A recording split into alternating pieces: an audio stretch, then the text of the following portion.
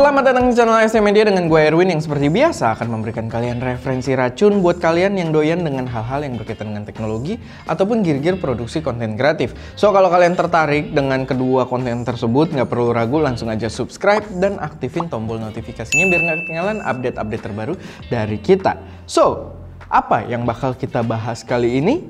Yaitu adalah sebuah mini cinema kamera dari Zcam. Dan ini sangat menarik karena tidak sering gua dapet nyobain sebuah kamera cinema berukuran sangat compact kayak gini. Dan kalian tahu apa yang mau gua coba banget?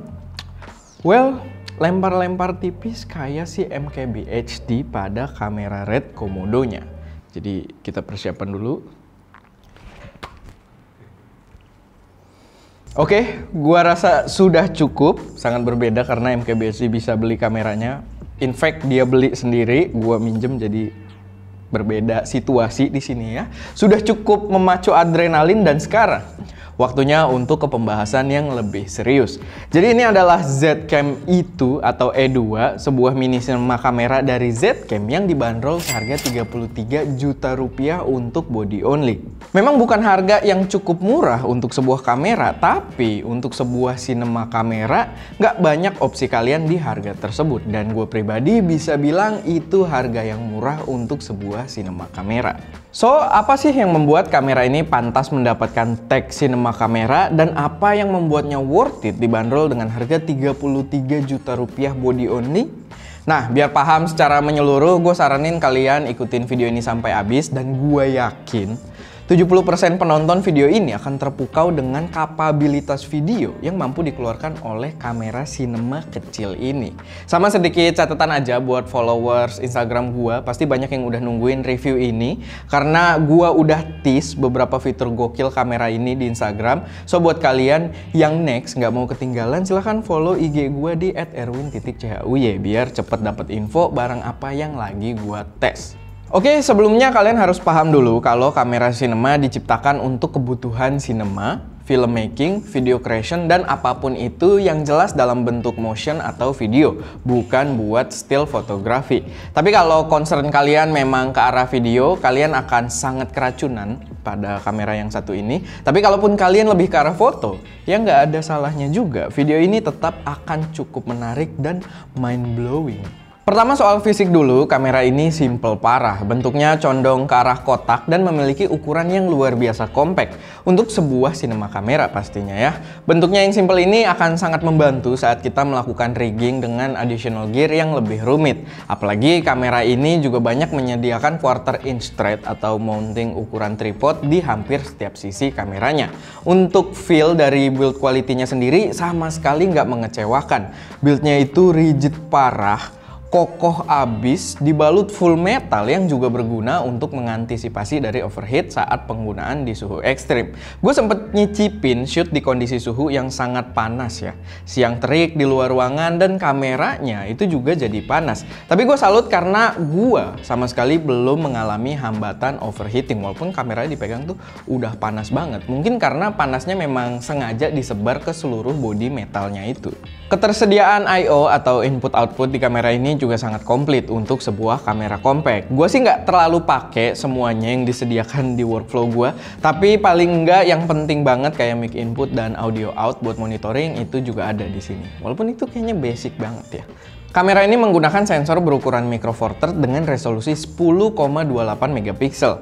Terdengar kecil emang 10 megapiksel kalau kalian biasa dengar sensor-sensor mirrorless hybrid atau gimmick-gimmick kamera HP. Tapi untuk kamera video bahkan cinema itu udah sangat mencukupi. Untuk shutter sendiri dia masih menggunakan tipe rolling shutter bukan global shutter sehingga masih berpotensi menghasilkan efek jello pada pergerakan yang cukup cepat. Untuk hasil video yang diberikan dari sensor 10 megapikselnya ini menurut gua udah sangat luar biasa. Tapi gua akan bahas nanti karena gua mau bahas soal pengoperasiannya dulu. Nah, kamera ini menurut gua memiliki pengoperasian yang sangat unik. Di kameranya sendiri nggak banyak tombol yang dapat kita manfaatkan sebagai navigasinya. Belum lagi monitor yang disediakan yang luar biasa kecil ini pastinya akan menjadi batasan kita baik untuk preview komposisi gambar maupun untuk navigasi settingan.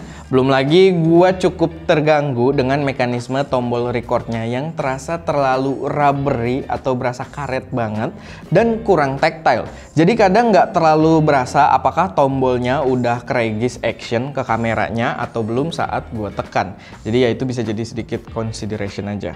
Tapi uniknya untuk sebuah kamera cinema dia memiliki aplikasi pendukung untuk pengontrolan dengan device lain. Gue sih dalam kasus ini menggunakan iPad Pro dan gue cukup salut karena ternyata aplikasinya ini termasuk cukup mateng. Bisa buat melihat framing atau bahkan fokus point karena dia cukup tajam dan bisa juga buat mengubah banyak pengaturan dengan mudah. Koneksi ke kamera ini mengandalkan sinyal WiFi dan koneksinya cukup baik karena kamera ini juga menggunakan sebuah antena tambahan sehingga preview gambar juga nggak terlalu delay. Tapi begitu kalian mulai record atau melakukan settingan yang lebih banyak, lebih pas kalau mulai record sih, yang gua alamin koneksinya akan mulai mengalami penurunan. Tapi overall kontrol kamera ini menggunakan iPad merupakan experience yang cukup memuaskan. Bahkan sebenarnya yang unik, nggak cuma mobile device, kamera ini bahkan juga bisa dikendalikan menggunakan aplikasi di Windows desktop atau laptop. Dan gua rasa itu bisa sangat berguna untuk tipikal video shoot di studio. Masalah baterai, kamera ini terbilang cukup awet, sepertinya. Atau mungkin karena memang dia memanfaatkan jenis baterai Sony NP-F aja yang memang kapasitasnya cukup badak. Dan di sini kita pakai baterai NP-F dari DK Power dan so far nggak ada isu sama sekali. Oh ya, media perekaman kamera ini juga asik banget. Dia pakai si fast card yang berarti udah ngebut banget. Tapi kalian juga punya opsi perekaman langsung ke SSD eksternal via USB Type-C-nya. Dan gua rasa itu sangat membantu untuk banyak usernya. Apalagi rasio harga per gigabyte SSD juga lebih make sense. Terakhir gua cek, si Fast Lexar 64 GB aja itu bisa nyentuh sekitar 3 juta rupiah. Dan di harga tersebut, kalian bisa dapat SSD eksternal Samsung T5 berkapasitas 1 TB. Oke, sekarang kita akan bahas bagian terpenting dari kamera ini, yaitu adalah kualitas videonya. Sedikit note kalau gue nggak mungkin membahas secara menyeluruh soal kapabilitas video yang didukung oleh kamera ini, karena emang variasinya banyak banget, mulai dari resolusi, frame rate, format, dan sebagainya. Tapi gue akan bahas yang memang cukup menarik dan merupakan poin penting dari kamera ini. Oke. Jadi di kamera ini kalian bisa merekam video 4K 8-bit menggunakan kodek H264 serta 10-bit di kodek H265 dan juga ProRes secara internal.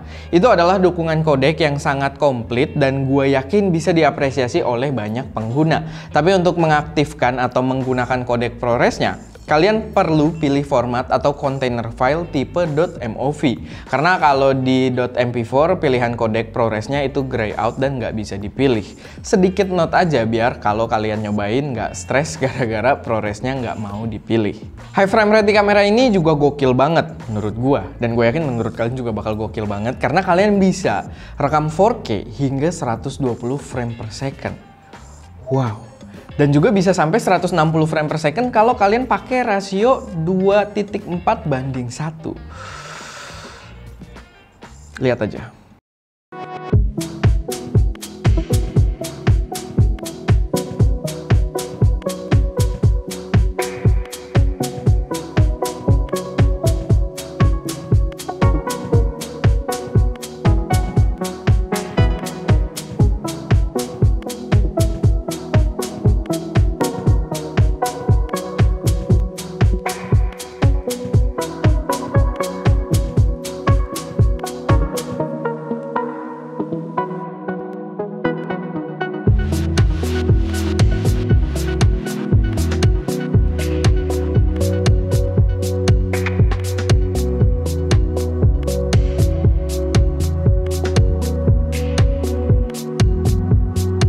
Lalu sebagai sebuah kamera cinema, Zcam E2 ini juga mampu merekam format video RAW. Dan yang menurut gue cukup gokil adalah kalian punya dua opsi format video RAW di kamera ini. Kalian bisa merekam RAW secara internal dengan menggunakan format Z-RAW, dan kalian juga punya opsi RAW via HDMI untuk merekam ProRes RAW via external recorder seperti Atomos Ninja V atau Ninja 5 kayak yang gua pakai juga saat ngambil ProResnya.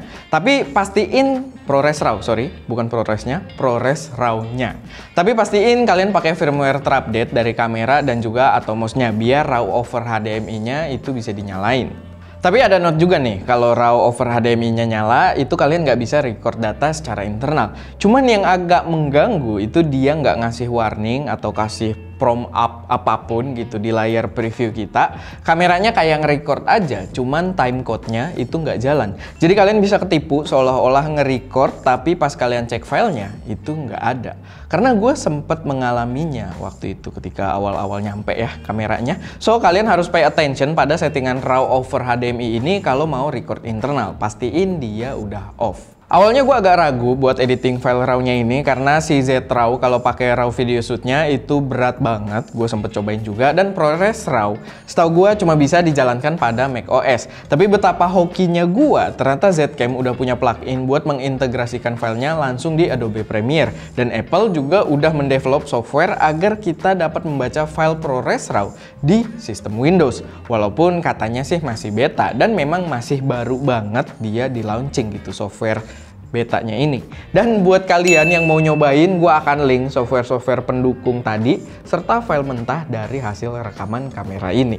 Nah, sekarang kita bahas soal kualitas RAW formatnya sendiri. Gue melakukan sedikit extreme test pada videonya dan gue tidak kecewa dengan hasilnya. Gue melakukan pengambilan gambar dengan exposure yang sangat over dan kita bisa mengembalikan detail-detail gambar yang padahal udah clipping di video kita. Maksudnya clipping tuh kayak udah putih banget, detailnya tuh nggak kelihatan tapi masih bisa kita balikin sehingga detailnya ke restore. Kesimpulan simpelnya setelah gue cobain dalam waktu singkat adalah kedua format RAW ini punya kualitas yang sangat baik dan bisa digunakan untuk workflow profesional. Tapi gue merasa kalau ProRes RAW lebih reliable untuk digunakan. Mungkin memang karena didevelop oleh perusahaan yang lebih besar dan kolaborasi yang juga lebih besar dengan brand-brand yang ada di industri video. Gue nggak bisa jelasin full di sini karena bakal panjang banget. Jadi nanti gue coba buat pembahasan in-depth-nya di video berbeda atau video yang terpisah di masa mendatang ya. Tapi yang jelas hasil RAW ini bener-bener gokil banget. Kalian pun bisa cobain di bawah, ada di deskripsi, tinggal download kalau kuat. Dan terlepas dari RAW-nya sendiri, di format biasanya pun kamera ini punya kualitas gambar yang menurut gua sangat appealing di mata. Bener-bener jadi terasa menggunakan kamera cinema. Paling yang kurang untuk workflow gua adalah karena performa autofocus kamera ini kurang reliable. Tapi itu wajar sih, karena untuk sebuah kamera cinema asal ada autofocus aja sebenarnya udah terbilang cukup bagus. Karena tujuan kamera ini bukan buat vlogging. Tapi kalau autofocus di kamera ini cakep, pasti jadi racun yang tak terbendung. Auto nabung kalau kuat. So mungkin udah waktunya buat gue memberikan kesimpulan. Menurut gue di harga 33 juta body only, kamera ini menawarkan banyak fitur video yang membuatnya worth it parah. Kualitas video ciamik, kapabilitas format yang banyak banget, slow-mo 4K hingga 160 frame per second, dan dengan bentuknya yang compact, dia juga gampang buat dipasangin ke gimbal. Nggak kayak BMP-CC yang biasanya butuh bracket tambahan dan nggak bisa pakai sembarang gimbal. Beda kalau ini kayak pakai gimbal buat mirrorless aja udah cukup. Tapi balik lagi, semua akan bergantung pada kebutuhan kalian masing-masing. Kamera ini jelas lebih pas kalau dipakai buat filmmaking pada workflow yang cukup profesional. Gua rasa sih buat PH atau rental-rental, kamera ini bakal make sense banget buat dibeli dan disewain gitu kan, atau buat produksi profesional. Tapi buat info juga ke kalian kalau Zcam secara resmi udah masuk ke Indonesia melalui PT Dinka Pratama dengan beberapa tipe. Ada yang E2C yang ukurannya lebih compact dengan harga yang juga lebih terjangkau. Ada E2S6 dengan sensor Super 35 yang merupakan standar cinema kamera banget. Dan bahkan ada E2F6 yang merupakan cinema kamera full frame dengan resolusi hingga 6K yang pernah ngeracunin gua juga ketika gua nonton video reviewnya Meti Hapuja. Dan kamera itu memang racun gila. Info lengkapnya kalian bisa cek aja di link yang ada di deskripsi, dan komen aja kalau kalian tertarik buat lihat review tipe lainnya di channel ST Media. Siapa tahu membuat kita dapet dipinjemin yang tipe lainnya juga.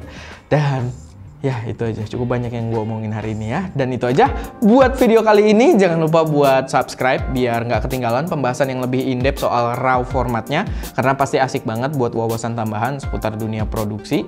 Sementara kalian bisa main-main dulu dengan file yang udah gue sediain di kolom deskripsi. Silahkan download dan kalian cicipin dulu.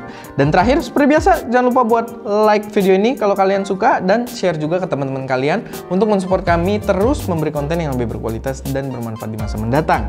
Itu aja, gua Erwin yang dari tadi intonasi pembahasannya udah ngaco karena cukup melelahkan memang.